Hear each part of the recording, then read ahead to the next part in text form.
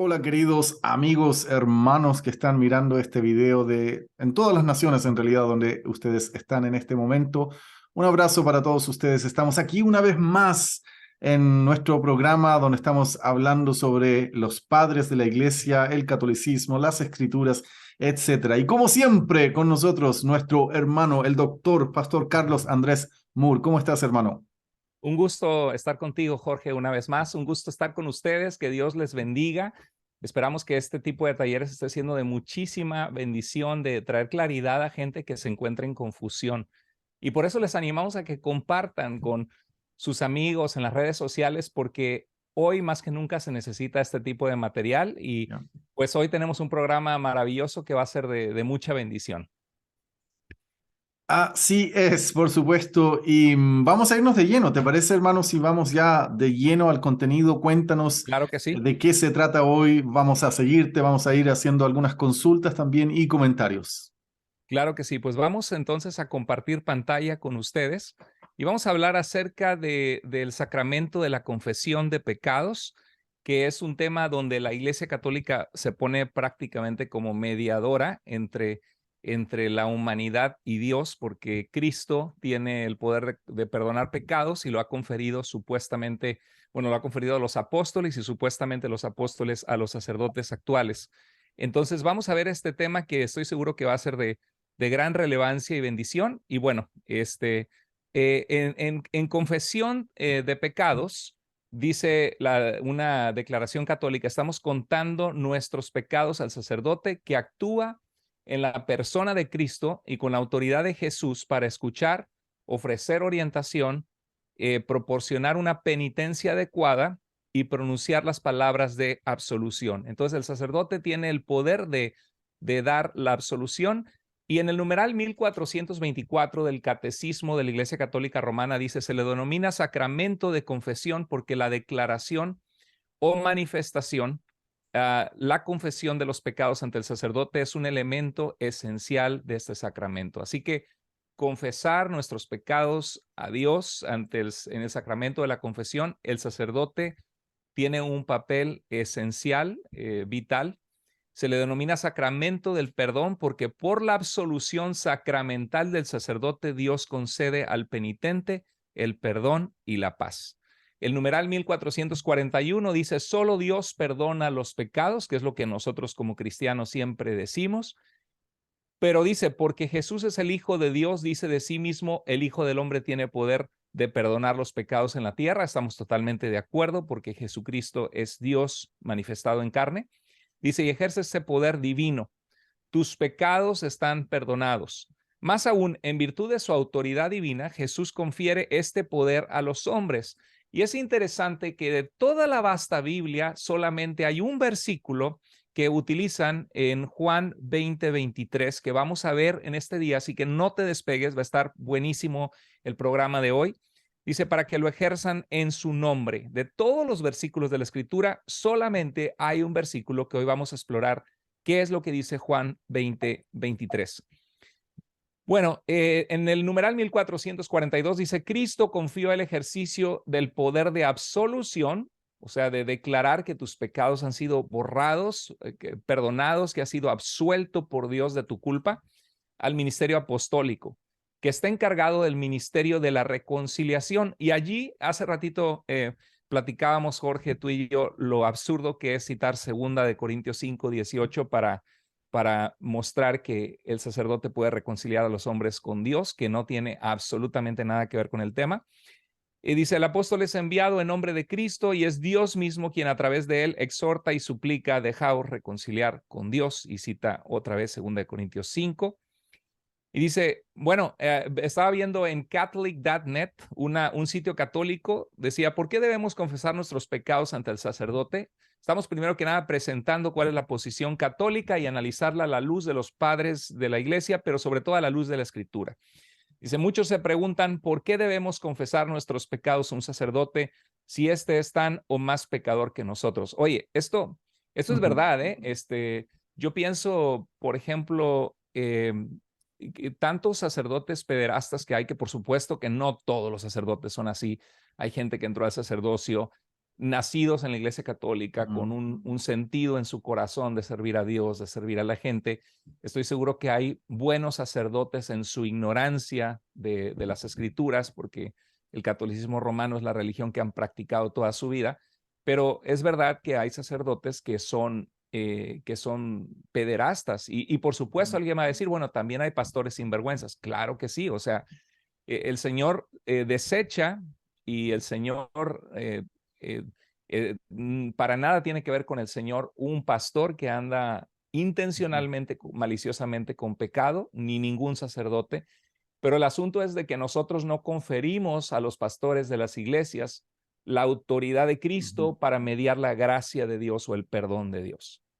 Entonces, en este caso, es terrible pensar, bueno, por ejemplo, en el sacramento de la Eucaristía, pensar que recibimos a Cristo, de eso vamos a hablar en otro programa, a través del pan. El pan se convierte en Cristo y, y el que está mediando ese sacrificio, el que está mediando a Jesús en nuestras vidas, es un abusador de menores. ¿Qué con Ujú. eso, no? Entonces, ¿con qué autoridad una persona que tiene grandes pecados en su vida va en el nombre de Dios perdonar pecados a seres humanos que están confesando sus pecados a Dios? Así es, yo quisiera ahí aprovechar de hacer ese alcance que en mi país se usa algo en las discusiones políticas que se le llama la ley del empate. Es decir, cada vez que de un sector atacan al otro, el otro le dice, ah, pero ustedes también hacen esto, ustedes también. Entonces sí, es cierto que alguien puede decir, algún amigo católico puede decir, sí, pero también hay pastores y también hay obispos y personas en la iglesia evangélica que en la historia también han hecho cosas malas y bueno, es verdad, lamentablemente, es verdad. Pero hay una gran diferencia, que es lo que tú acabas de mencionar, hermano, es que nosotros no le conferimos ni creemos que los pastores tengan esa conexión tan súper suprema con Dios y representación divina como sacerdotes, como mediadores, porque en el fondo es eso, el catolicismo, lo queramos reconocer o no, alguien quiera aceptarlo o no, gira en torno a esta idea de alguien entre tú y Dios. Entonces, el sacerdote cumple esa función. En la iglesia evangélica es cierto, hay lamentablemente historias también que donde hay fallas, pecados, cosas terribles pueden suceder. Sin embargo, como iglesia, ninguno de nosotros le confiere al pastor esa suprema autoridad o posición, casi como de intermediario entre Dios y nosotros. Y creo que allí hay una gran diferencia, lo mismo con la figura papal. Exacto, Los papas han cometido grandes y terribles atrocidades en la historia también, exacto. pero pastores ¿Qué, también, qué? sí, pero ninguno de nosotros dice que el pastor o nuestro obispo es el representante de Cristo en la tierra, el vicario de Cristo, está Exacto, sentado en el asiento de Pedro. Ninguno de exacto, nosotros le pone esa infalibilidad y perfección a esa figura. exactamente, exacto. Mira, hace tiempo voy a compartir algo, ahorita estaba buscándolo, espero no ofenderles porque no es mi intención ofender, pero es algo que para que nos pongamos a pensar. Que cuando vemos la vida de algunos de los papas, que ya hablaremos de eso después, realmente deja muchísimo que desear de un hombre que ni siquiera, algunos de ellos que ni siquiera conocían al Señor en su forma de vivir, llenos de maldad, que buscaban un poder. Y no estoy hablando de los primeros obispos de Roma, donde hubo muchos hombres de Dios, y también estoy seguro que hubo papas sinceros dentro de lo que hacían dentro del catolicismo, pero en la realidad es de que cuando había hecho como un tipo meme y cuando te dicen que la iglesia que Cristo fundó es la católica romana, lo que esperas ver y la realidad. O sea, lo que esperas ver es una iglesia llena de santidad, una iglesia de personas llenas de humildad, de amor al prójimo. Y claro, o sea, es que ya hablamos del contexto de la catolicidad de la iglesia, que la iglesia de los primeros siglos es la iglesia de todo creyente, es la historia de la iglesia y hay grandes ejemplos de martirio, de fe, pero estamos hablando en la época medieval de algunos papas que estaban allí por el poder supremo que tenía la posición del obispo de Roma sobre el mundo antiguo, sobre el mundo medieval. y dicen, cuando te dicen que la iglesia de Cristo lo que esperas ver y la realidad, y me imaginé que la iglesia de Cristo es una novia ataviada, hermosa, dice la Biblia que Cristo viene por su iglesia sin mancha y sin arruga. Y perdón por espero que no sea muy ofensivo, pero la vida cristiana en el Nuevo Testamento es la vida de una iglesia enamorada de Cristo, que persevera en la doctrina de los apóstoles, que hasta venden sus propiedades algunos en el libro de Hechos para llenar las necesidades de la iglesia, donde Jesús nos dice que andemos en amor. Por supuesto no es una iglesia perfecta, porque tenemos la negación de Pedro, la traición de Judas, pero la vida de muchos papas, abusos de poder e inquisición y doctrinas contrarias a las escrituras, y haz de cuenta que te muestran la bruja de Blancanieves y te dicen, esta es la novia de Cristo, esta es la Blancanieves, dirías, no, para nada, ¿no?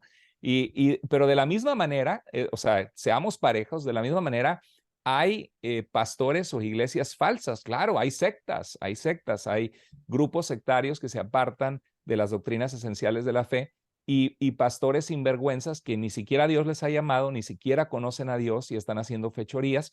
Y es lo mismo, o sea, la iglesia que esperas ver y cuando te dicen que esa es la iglesia de Cristo, pues en lo absoluto. Entonces, es un meme, pero la realidad es de que esta es la realidad cuando te dicen, esta es la iglesia que Cristo fundó. Así Y es. sí, Bueno, al estudiar la historia, yo he estado estudiando precisamente también la historia de los papas y wow, la verdad es que su conflicto político, su conflicto también en todo esto del nepotismo, de beneficiar a sus familiares, su vida sexual, sus amantes, sus hijos, wow, hay varios papas sus asesinatos, porque asesinaron también a personas, las elecciones que hicieron, las decisiones que tomaron. Y yo sé que la Iglesia Católica, como es consciente de todo eso, dice, no, pero si claro, nosotros no decimos que los papas sean perfectos, también pecaron, también se equivocaron, dicen, ¿cierto? Y esto es parte de lo que tenía que suceder. Claro, es muy cómodo que por un lado decir, este es el vicario de Cristo, este es el claro, representante de Cristo en la tierra. Cuando habla ex cátedra es prácticamente la voz de Dios hablando porque es infalible y de pronto cada vez que comete un error dice, no, es que no está ex cátedra. Al final tú te vas encontrando con que por un lado, hay toda una afirmación muy atrevida, muy osada, atribuirse prácticamente la representación de Dios en la tierra, la representación de Cristo en la tierra con autoridad y otorgársela a un hombre o a un grupo de hombres, atreverse a decir eso, pero después cada vez que cometen una cantidad enorme de cosas terribles, atrocidades, que está demostrado, no es ninguna claro. especulación, entonces ahí, no, es que ahí hay flexibilidad, la verdad es que es bastante cómoda esa postura, por supuesto. Y por supuesto, no somos como, porque muchos católicos romanos dicen, ay, los protestantes solo encuentran los defectos de sacerdotes que han fallado y por uno acusan a todos. Bueno, ellos hacen lo mismo con algunos pastores, ¿no? Pero Ujú. el asunto es de que no estamos, sabemos que la realidad de la posición doctrinal del catolicismo romano actual no pende necesariamente de la mala conducta de los papas, sino de lo que ellos están presentando y en este tipo de programas estamos viendo a la luz de la Biblia, de las Escrituras y a la luz de los padres apostólicos. Y lo que queremos mostrar es de que no hay una continuidad en Ujú. ciertas doctrinas de la Iglesia Católica Romana porque no las encontramos en la tradición apostólica, en aquello que fue transmitido desde Cristo a través de los apóstoles. Y lo que hoy estamos hablando de la confesión es una de esas cosas. Y bueno, me quedé aquí leyendo esto desde Catholic.net. Dice, nosotros los católicos no hacemos lo que se nos ocurre querer como lo hacen nuestros hermanos protestantes, sino más bien hacemos lo que Dios manda en su propia palabra. Ahora, pregunta, ¿verdaderamente Dios manda en la Biblia que confesemos los pecados a los pastores, a los ancianos, a los obispos? Porque el Nuevo Testamento no habla de sacerdotes como oficio dentro del Nuevo Testamento. Dice, hacemos lo que Dios nos manda en su palabra. Si Jesús quiso que nosotros confesásemos nuestros pecados para recibir la absolución por parte de sus sacerdotes, gran error, porque en ningún lugar el Nuevo Testamento nos dice esto. pues simplemente lo respetamos y lo ponemos en práctica, ¿no? Y Levítico 5:5 muestra cómo en todos estos casos el que cometió el delito confesará primero su pecado. Claro, habla del culto del pueblo de Israel cuando traían ofrendas por el pecado para confesar su maldad. Entonces, básicamente la posición católica es, uno, que Cristo tiene el poder de perdonar pecados. Dos, que se los transmitió a sus apóstoles. ¿En dónde dice eso? Bueno, solamente un versículo mal interpretado en Juan capítulo 20. Y dice, los apóstoles comunicaron el poder divino de perdonar pecados a sus sucesores. Cristo confió a sus apóstoles el ministerio de la reconciliación. Ahorita nada tiene que ver. Ahí Pablo en 2 Corintios 5:18 está diciendo de que Cristo nos ha dado, le dio a los creyentes el ministerio de reconciliar a los hombres con Dios a través de la proclamación del evangelio. No está hablando ningún sacramento de confesión o de absolución, de perdonar pecados. Y por eso dice Pablo que somos embajadores, somos colaboradores con Dios y embajadores, le representamos a Él.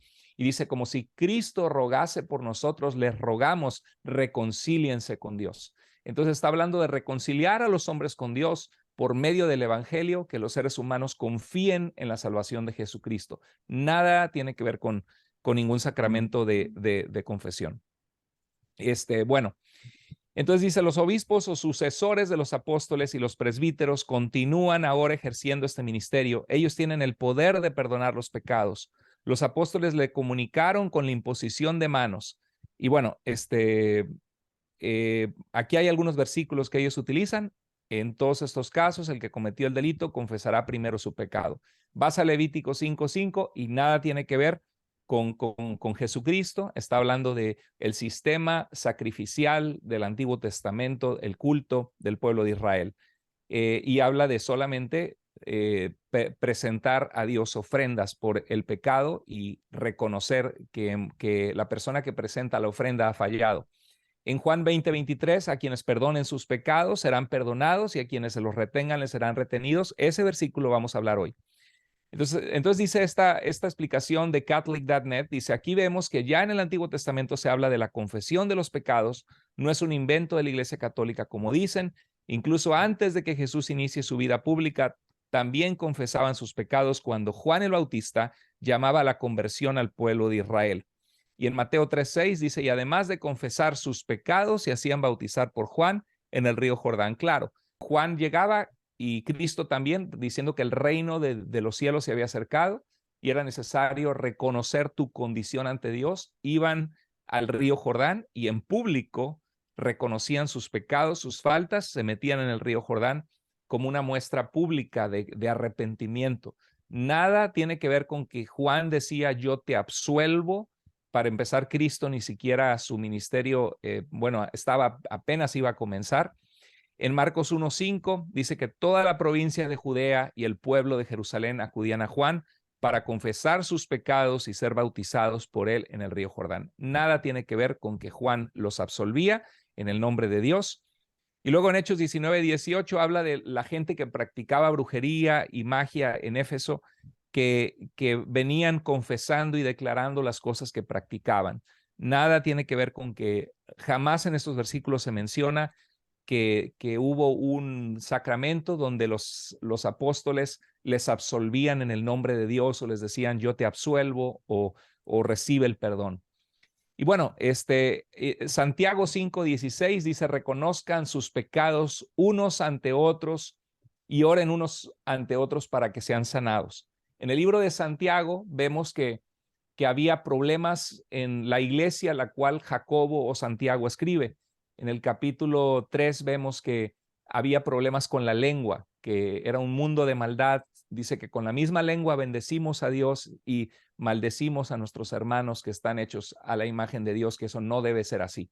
En Santiago capítulo 4 habla Santiago y dice, ¿de dónde vienen las guerras y los pleitos entre ustedes? No es de sus pasiones que combaten entre ustedes, arden de envidia, y habla de pleitos que había. Y entonces ya al final en Santiago dice que se confiesen las ofensas unos a otros y que oren unos por otros para que sean sanados. En ningún momento Santiago está hablando de un sacramento de confesión donde el obispo tiene el poder de absolver a las personas que pecaron, sino más bien una iglesia en la que se han ofendido y que tienen que reconocer ante Dios, y entre ellos que se han ofendido, pedirse perdón, orar unos por otros para recibir la sanidad de Dios. Así que nada tiene que ver con eso. Y hay un pasaje, segunda de Corintios, capítulo 5, aquí está. Segunda de Corintios, perdón, capítulo 2, verso 10, dice: a quien ustedes perdonen, también yo lo perdono. Lo perdoné en atención a ustedes en presencia de Cristo. Esto viene en una respuesta de Catholic.net. Y según esta respuesta católica, dicen: miren, aquí Pablo está perdonando pecados en la iglesia de Corinto. Se dan cuenta cómo esto es un sacramento dejado por Cristo mismo. Pero vamos a ver el contexto, porque cuando veo a los teólogos católicos utilizar los versículos de esta manera, de verdad que es triste decirlo, pero caen en la posición más absurda, como si fueran niños de primaria que no tienen una educación teológica básica, de ver el contexto de lo que se está hablando en el versículo. Y disculpen lo que estoy diciendo, pero esta es la realidad. En el verso 4 dice: pues por la mucha aflicción y angustia de corazón les escribí con muchas lágrimas. Pablo estaba siendo lastimado por personas judaizantes que estaban mal enseñando a la iglesia, que estaban en contra de Pablo. Por eso dice: temo que como Satanás con su astucia engañó a Eva, sus sentidos sean desviados de la sincera fidelidad a Cristo. Y dice que no es de extrañar, porque aún Satanás mismo se disfraza como ángel de luz. Habla en 2 Corintios. En el capítulo 3 habla de que Él nos hizo ministros de un nuevo pacto, no de la letra, no de la ley de Moisés, porque la ley te condenaba, mata, pero el Espíritu vivifica, la salvación que Cristo da. Entonces parece ser que algunas personas dentro de la iglesia de Corinto se habían dejado llevar por los falsos maestros en contra del apóstol Pablo. Y había una persona que le había causado problemas, dolor y lágrimas a Pablo. Y dice el verso 5: pero si alguien ha causado tristeza, no me la ha causado a mí, sino a todos ustedes. Claro, estaba trayendo desaveniencia en el cuerpo de Cristo. Y dice el verso 8: les ruego que reafirmen su amor hacia Él. Qué hermoso, él parece que se había arrepentido, que ya estaba avergonzado, dicen los otros versículos. Y Pablo dice: ok, ya fue suficiente, se equivocó, perdónenlo por la falta de haber traído tratar de traer división, haberme criticado, haber traído dolor con sus acciones a la iglesia. Y el verso 10 dice: pero a quien perdonen algo, yo también lo perdono. Fíjate que no está hablando de ningún sacramento de la confesión. Dice: a quien perdonen algo, yo también lo perdono, porque en verdad lo que yo he perdonado, dice, porque en verdad lo que yo he perdonado, dice, si algo he perdonado, lo hice por ustedes en presencia de Cristo, para que Satanás no gane ventaja. Entonces podemos ver ahí, Jorge, claramente que es de verdad muy triste y deja mucho que desear la forma en que los teólogos católicos utilizan las Sagradas Escrituras. Por eso es que es muy cómodo decir: no solamente las Escrituras son nuestra autoridad, sino también la tradición y el magisterio, porque allí justifican lo que en la Biblia no es justificable. Así es, sobre todo con el magisterio, es decir, si hay una interpretación incorrecta de las escrituras, no tienes derecho a creer que es incorrecta, porque el magisterio es infalible en su interpretación de las escrituras, precisamente. A mí me llama la atención, lo mencioné en algún video anterior y he estado meditando mucho en estos días, a medida que va como decantando, después de todo este tiempo de estar estudiando la historia de la iglesia, las escrituras y todo este asunto del catolicismo romano, etcétera, van decantando ciertas cosas y me llama mucho la atención, tal como dice Pedro en la segunda carta de Pedro, el capítulo 3, versículo 15 y 16. Pedro dice, refiriéndose a Pablo, tal como se escribió también nuestro amado hermano Pablo, según la sabiduría que le fue dada en todas sus cartas, en las cuales hay algunas cosas difíciles de entender, que los ignorantes e inestables tuercen, como también el resto de las escrituras. Entonces yo veo ahí que Pedro está diciéndonos que, claro, hay muchas cosas, la mayoría de las cosas que están escritas están claras, están establecidas, el Evangelio es Así es. claro. Y Pedro está reconociendo que hay ciertas partes donde es obvio, en cualquier conversación, especialmente si estás dejando algo por escrito y no puedes escribir un libro, ¿cierto? Un libro de 300 páginas para dejar todos los puntos claros. Hay ciertas cosas que a veces pueden quedar allí que no fueron aclaradas completamente, pero que a la luz de todo el texto bíblico uno puede saber dónde mantenerse, en cómo ordenarse en relación a las escrituras. Pero lo que yo veo es que en todas las religiones falsas o las sectas o cualquier cosa que vaya en oposición a las escrituras, se hace este ejercicio. Es decir, tomar aquellos versículos que no son claros en el resto de las escrituras, sino que un versículo que le permite el espacio a la persona para la ambigüedad. Y sobre esa ambigüedad construir una doctrina y aferrarse a ese versículo que no está diciendo explícitamente lo que la persona está asegurando, pero Exactamente. se aferra y no lo suelta y se aferra a ese texto porque es su única manera de argumentar alguna doctrina que no está de acuerdo a las escrituras. Y veo que se repite este ejercicio una y otra vez, con textos bíblicos que no Que no necesariamente. soportan esas posiciones. Exacto, Sí, pero es cierto, como dice Pedro, que pueden ser difíciles de entender por su redacción, por ejemplo. A veces la redacción no es lo más clara y lo bueno es que es un ejercicio que yo te he visto a ti, hermano, haciéndolo y me parece que lo vas a hacer hoy también. Lo bueno exacto. es que, por ejemplo, en el tema de los evangelios, tú tienes otros escritos paralelos a ese tema, entonces tú los puedes comparar y eso te ayuda a construir una interpretación más correcta y más apegada al texto bíblico. Doy un ejemplo. Cuando uno lee Mateo 24 y habla de la abominación desoladora, por ejemplo, entonces uno puede comenzar de allí a hipotetizar a qué se refiere. Se refiere a lo que dijo Daniel en el Antiguo Testamento, claro, probablemente tiene que ver con aquello, pero luego lees a Lucas que en vez de utilizar la expresión la abominación desoladora de la que habló el profeta Daniel, él dice, cuando veáis a Jerusalén rodeada de ejércitos. Entonces, el paralelo es idéntico en el lugar, en la parte del discurso de Jesús. ¿Y qué hace uno con eso?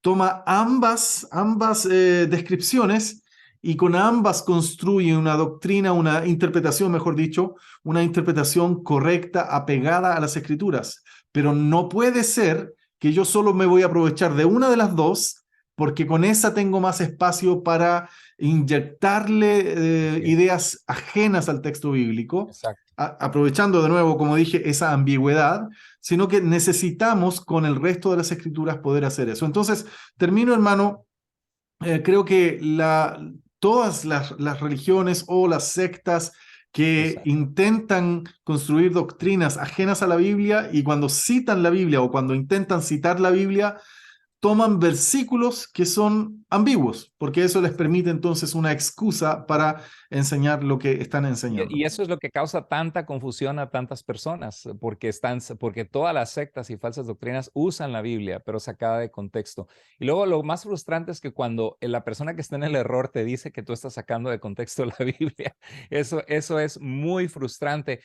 Y por eso los católicos dicen, por eso se necesita un magisterio, pero en realidad lo que se necesita es estudiar las escrituras, porque a medida que las estudias, las cosas que eran confusas se hacen cada vez más claras cuando estudias la Biblia en su contexto. Y a veces te van a citar algunos padres de la iglesia que intentan dar una interpretación a un texto en particular, pero tú vas a Sí, encontrar a otros que piensan distinto también. ¿Por qué? Por causa de esa ambigüedad también a veces. exacto. Y por eso es bueno el tiempo que estamos viviendo nosotros, el tiempo que la iglesia está viviendo hoy, es maravilloso porque contamos con una infinidad de Exactamente. herramientas hermenéuticas, Y, material de consulta, comentarios bíblicos, manuscritos antiquísimos que están disponibles Hay páginas de internet donde, por ejemplo, Dan Wallace, que está construyendo toda una biblioteca, digitalizando todos los manuscritos posibles que existen en toda la historia para que estén disponibles, para que cualquier persona con conocimientos de griego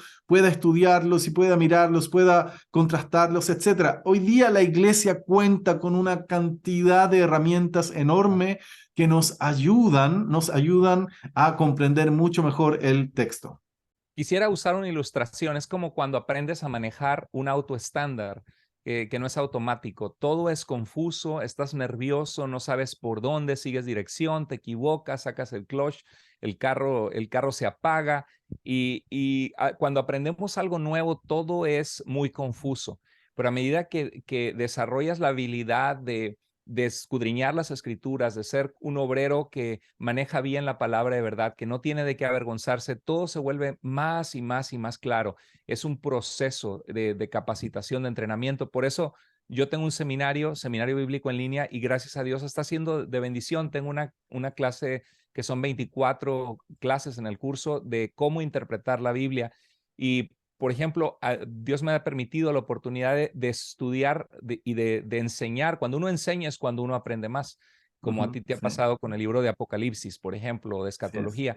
Entonces, a mí me ha tocado enseñar Génesis, Éxodo, Levítico, todos los libros de la Biblia varias veces en el seminario, y eso te hace muy consciente de los contextos, de qué trata cada libro de la Biblia, y cuando agarras un pasaje no te sorprende que te quieran sacar una explicación que para nada tiene que ver con lo que está Ujú. hablando el autor. Entonces, sean pacientes los que nos están escuchando porque es un proceso por eso queremos que aprendan a leer las escrituras, que pasen tiempo con Dios, que desarrollen disciplinas espirituales, que decíamos como niños recién nacidos la leche espiritual de la palabra de Dios para que por ella crezcamos, porque eso te va a dar discernimiento para darte cuenta cuando una interpretación está totalmente sacada de contexto. Me Adelante. recuerdas las palabras del apóstol Pablo cuando a los tesalonicenses él les dice, examinadlo todo. Porque si la iglesia tuviera que someterse a un magisterio en el sentido de que se anula a sí misma, que el pueblo, las personas del cuerpo de Cristo tienen que anularse a sí mismos de alguna manera porque la única entidad que puede interpretar la Biblia es el magisterio y solo ellos, por lo tanto, hay una sumisión a ese magisterio en cuanto a la hermenéutica. Y yo sé que me llama la atención, siempre hay personas que dicen, no, es que no es así, tienes que mirar acá en esta otra parte, dice esto y acá. No, pero es que en el fondo lo dice también con claridad. Es el Claro. magisterio el único, ya lo revisamos el otro día, el Sí, único que tiene la capacidad de interpretar las escrituras. Si exacto, eso fuera de esa manera, entonces ¿en qué queda el llamado que nos hace el apóstol Pablo a examinarlo todo? ¿Cómo exacto. vamos a examinar algo si no tenemos la capacidad supuestamente de interpretar las escrituras, de hacer una Exacto, hermenéutica correcta? Porque sí así es, se puede hacer una hermenéutica correcta. así es. Pues vamos entonces a continuar y quisiera compartir algunas cosas de la literatura de los padres apostólicos. Por ejemplo, la Didaqué, que es la enseñanza de los 12, un documento anónimo, probablemente del año 140 después de Cristo. En el fin del capítulo 4 dicen, las reuniones confesarás en la iglesia, la eclesía es las asambleas, en sus asambleas o en la iglesia, confesarás tus pecados y no te acercarás a la oración con mala conciencia. Aquí habla de que cuando ora la congregación, si en la semana hubo una circunstancia donde pecaron contra el Señor, que sean honestos delante de Dios, y es algo en inglés hay un término que se llama accountability, que significa rendición de cuentas. Dice, no te acercarás a la oración con mala conciencia, este es el camino de la vida. Pero no habla de ningún sacramento de confesión, no habla de que el obispo va a hacer absolución de los pecados, solamente está hablando dentro de que al reunirse como iglesia seamos honestos delante de Dios si hemos fallado y confesemos en lo que hemos fallado y para acercarnos a Dios en la oración. Clemente a los Corintios es una carta que estaba leyendo, he leído varias veces, una carta hermosa, llena de las escrituras, Y en el capítulo 2 de Clemente a los Corintios dice, extendían las manos al Dios Todopoderoso. Está hablando de los Corintios antes de que cayeran en la situación trágica en la que estaban en este momento, que habían expulsado a presbíteros o ancianos de la iglesia que se habían conducido con integridad. Dice, extendían las manos al Dios Todopoderoso, suplicándole que les fuera propicio en caso de que sin querer cometieran algún pecado. Y aquí podemos ver claramente que la confesión de pecados es a Dios, es extendiendo a Dios las manos, declarándole a Dios nuestros pecados, esperando que Dios sea propicio con nosotros, que Dios nos socorra, nos perdone. O sea, en esta carta de Clemente no se ve absolutamente ningún sacramento de confesión alguna. En el capítulo 48 dice, por tanto, postrémonos ante el Señor y roguémosle con lágrimas que se muestre propicio. O sea, la pregunta es, ¿ante quién nos postramos? ¿A quién rogamos con lágrimas que sea propicio con nosotros ante nuestro pecado? Dice, y se reconcilie con nosotros y pueda restaurarnos a la conducta pura y digna que corresponde a nuestro amor de hermanos. O sea, claramente en este capítulo 48, Clemente de Roma está hablando que la confesión de pecados es delante de Dios. En el capítulo 50 dice, bienaventurados somos amados y hacemos los mandamientos de Dios en conformidad con el amor, a fin de que nuestros pecados sean perdonados a través de que Dios ve en nosotros que tenemos amor, o sea que hay un verdadero arrepentimiento. Entonces aquí habla de la necesidad de que nuestros pecados sean perdonados ante Dios por nuestra conducta, donde estamos tratando de ser agradables a Dios en nuestra forma de vivir. Y en el capítulo 51 de Clemente a los Corintios dice, respecto a todas nuestras transgresiones que hemos cometido por causa de las acechanzas del adversario, roguemos para que nos sea concedido perdón, porque es bueno que un hombre confiese sus transgresiones en vez de endurecer su corazón. Es una continua exhortación a la iglesia a que se pongan a cuentas con Dios en medio de pecado que hay en la iglesia de Corinto.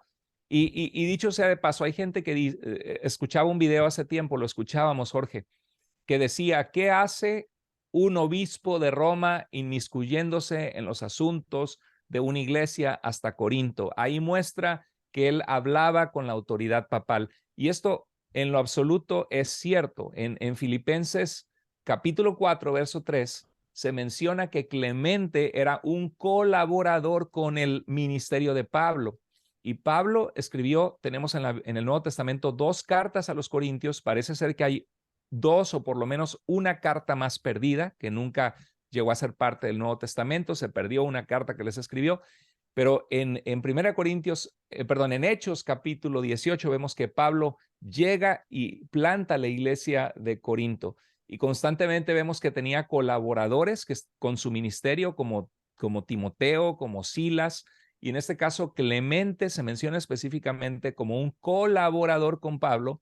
Y al llegar a ser obispo de la iglesia en Roma, estaba preocupado por el círculo apostólico de iglesias, que era parte de las iglesias que había plantado Pablo.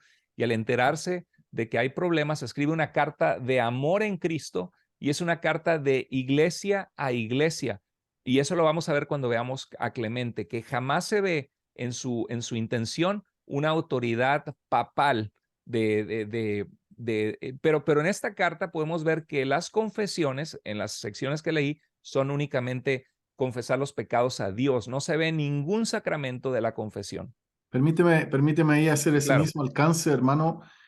Am, cuando Clemente en este caso está hablando de la confesión, si hubiera existido en ese momento un sacramento de confesión a un sacerdote que te va a otorgar penitencias, que además para poder recibir las indulgencias y hacer todo este proceso, tendría que sacar del tesoro de las buenas obras de la Virgen María, de las buenas obras de los santos y de las buenas obras de Cristo, y con la autoridad de la Iglesia Católica abrir ese tesoro, tomar de esas cosas para aplicarlos a la reducción de las penas temporales por el pecado.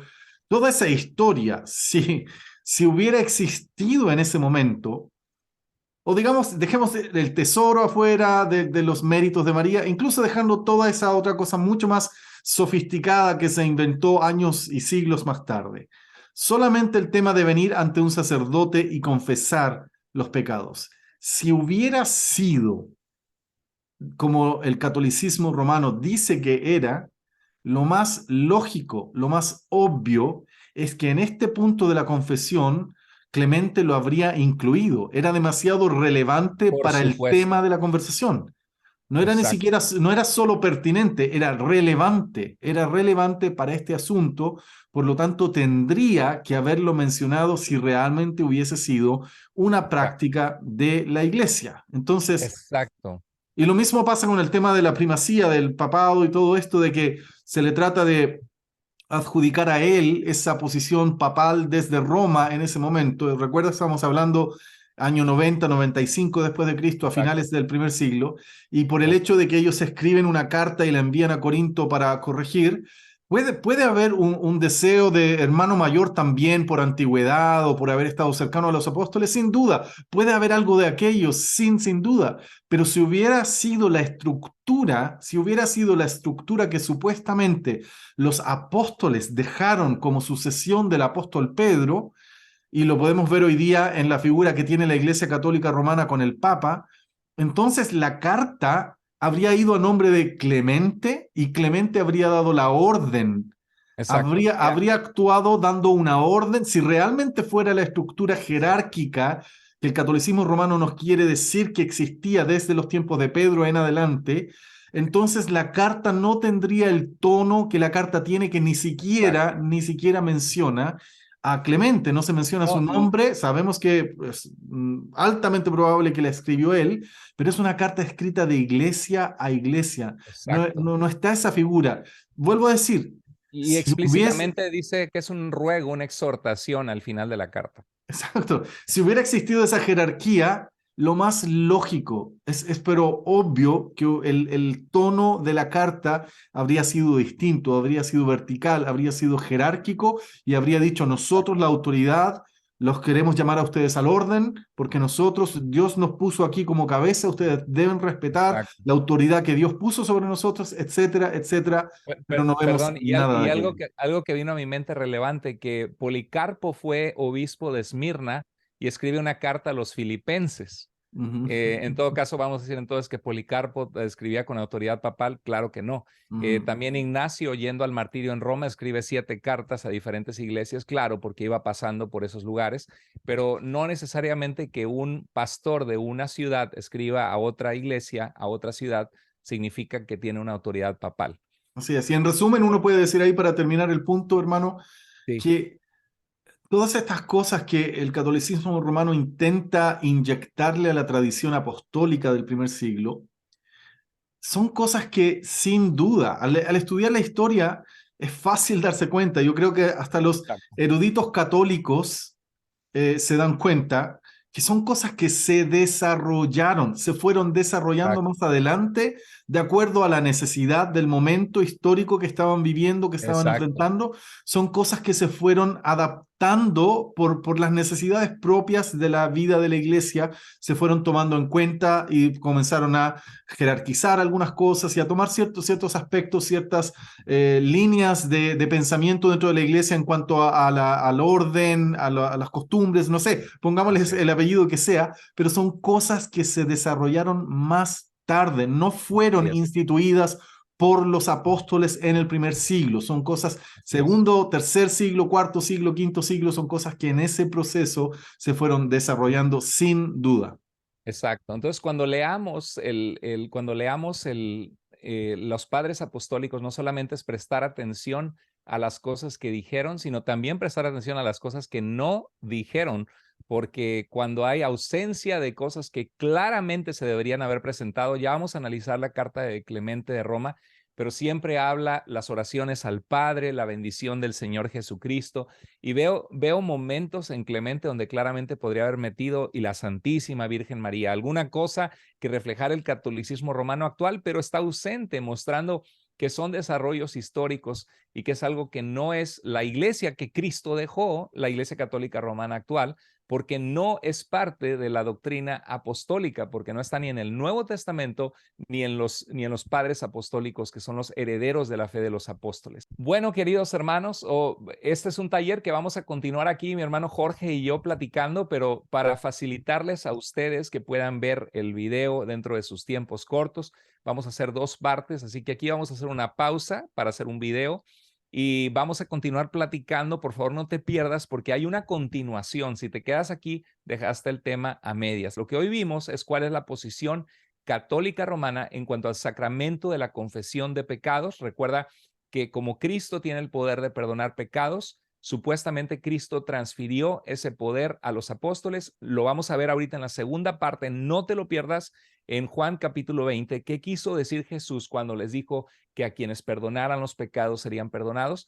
Y luego la tercera cosa que la Iglesia Católica dice es que los apóstoles transfirieron esa autoridad a los presbíteros. Entonces, citan allí cuando Pablo dice que no descuidara a Timoteo el don de Dios que le fue dado mediante la imposición de manos del presbiterio. Y ahí lo único que está diciendo es la ordenación al ministerio, el reconocimiento de que Timoteo tenía un don, un llamado de Dios para ser un ministro de Jesucristo y que los ancianos de la iglesia oraron por él. Era una costumbre judía pidiendo la bendición de Dios sobre su vida, sobre su ministerio, la consagración para que sirviera al Señor. Pero fuera de eso, no hay en el Nuevo Testamento una clara enseñanza que diga que a la autoridad apostólica se pasa de generación en generación por imposición de manos. Lo que está sucediendo allá en Timoteo es sencillamente que Pablo les recuerda a Timoteo cuando oraron por él porque Dios le había llamado a servirle. Eso es todo. Entonces, no te pierdas el siguiente video. Continúa conectado porque si no vas a dejar el tema incompleto. Por favor, compartan estos videos, y la siguiente parte, para que no se los pierdan. Y aquí abajo vas a encontrar el link de la segunda parte. Pues que Dios les bendiga grandemente y gracias por haber estado con nosotros.